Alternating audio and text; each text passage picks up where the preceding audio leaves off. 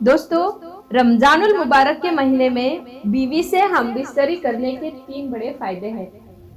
ये फायदे बताने से पहले आपको ये बात बिल्कुल वाज़ेह तौर पर बता देना चाहती हूँ कि हमारे मुआशरे के अंदर ये सवाल जहन में हमेशा रहता है कि रमजान शरीफ के महीने में बीवी से हम बिस्तरी करना कैसा है। कुछ के ख्याल में ये है कि हराम है, कुछ ये ख्याल करते हैं कि ये गुनाह है और कुछ ये कहते हैं कि ये गलत है। लेकिन मैं आपको हदीस पाक की रोशनी में बता दूं कि ये जायज़ है और मना इस शर्त के साथ है कि आप रोज़े की हालत में हो। अल्लाह के प्यारे नबी हज़रत मोहम्मद मुस्तफ़ा सल्लल्लाहु ताला अलैहि वसल्लम ने फरमाया कि रोजे की हालत में अपनी बीवियों से ज़िमा ना करो। अगर किया तो रोजा टूट जाएगा और उसे सख्त गुनाह भी होगा। जिस तरह से खाने पीने से रोका जाता है, उसी तरह बीवियों के ख्वाहिशात से भी परहेज किया जाए। तो ये मना है, लेकिन रात के हिस्से में बीवी से मुलाकात कर सकता है और अगर दिन में किसी मजबूरी की वजह से रोजा ना रख सके तो दिन के हिस्से में भी बीवी से ज़िमा कर सकता है। लेकिन याद रहे कि आप रोजे से ना हो और रोजे की हालत में बिल्कुल मना है। अब आपको बताते हैं रोजे के महीने में बीवी से हमबिस्तरी करने के 3 बड़े फायदे हैं।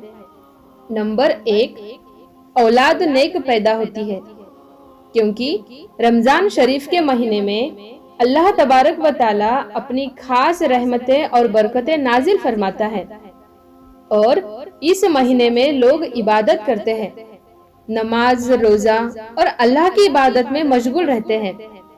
इसकी वजह से कल्ब रोशन होता है। कल्ब में एक नई ताजगी, ईमान में एक नई हरारत पैदा होती है।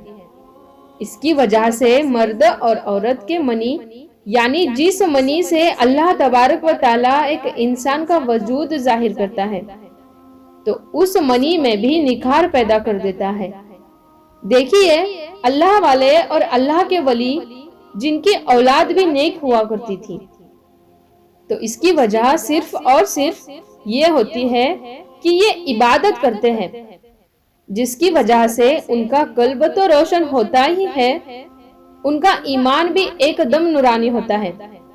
उसके अलावा उसे अल्लाह तबारक व ताला उसके मनी को भी निखार देता है, जिसके जरिए उनकी होने वाली औलाद नेक पैदा होती है।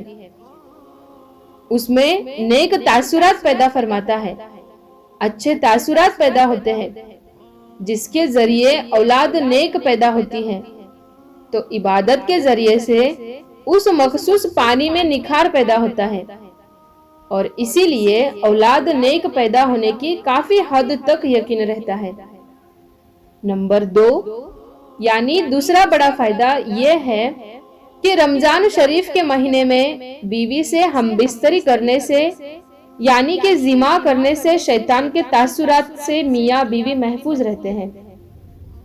अब इसका खुलासा ये है, रमजान मुबारक के अलावा और दिनों में शैतान बीवी के कमरे में दाखिल हो जाता है, जहां मियाँ बीवी अपनी ख्वाहिशात को पूरा कर रहे होते हैं।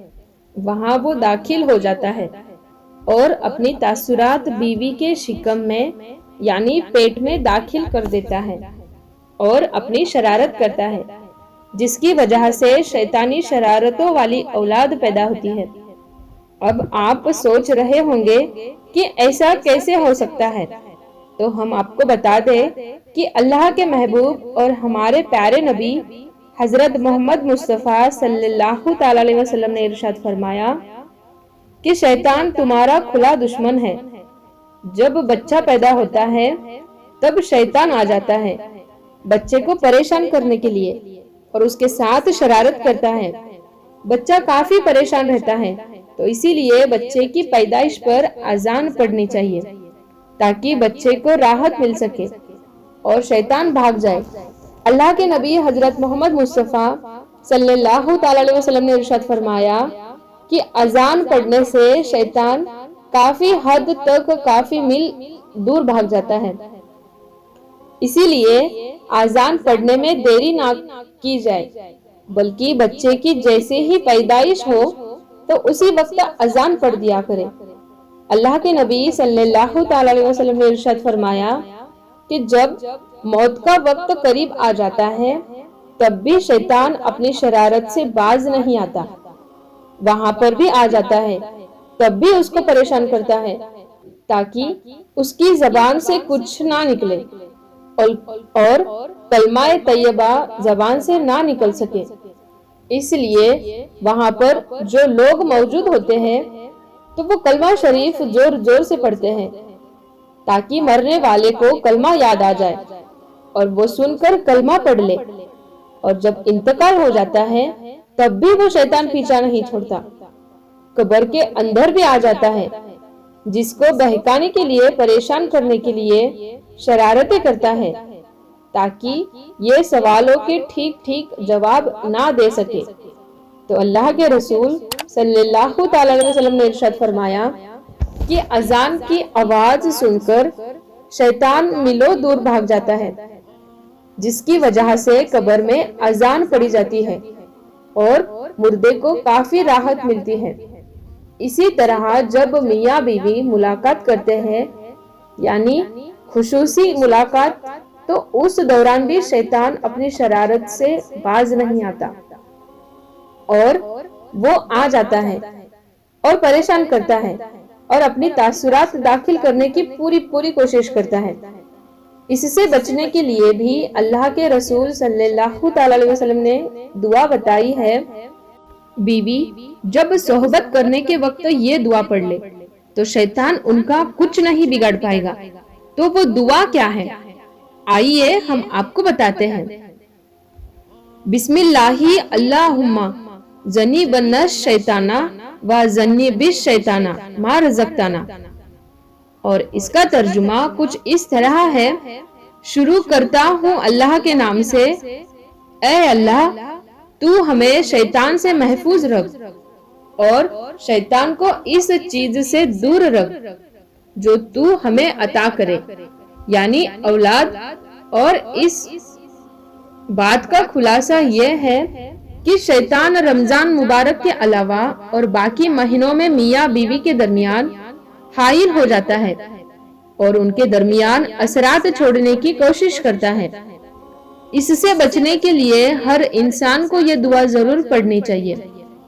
और रमजान के महीने में हम बिस्तरी करने से नेक औलाद पैदा होने की उम्मीद बढ़ जाती है, क्योंकि अल्लाह के प्यारे नबी हजरत मोहम्मद मुस्तफा सल्लल्लाहु अलैहि वसल्लम ने इरशाद फरमाया कि रमजान के महीने में शैतानों को जंजीर से अल्लाह तबारक व ताला जकड़ देता है।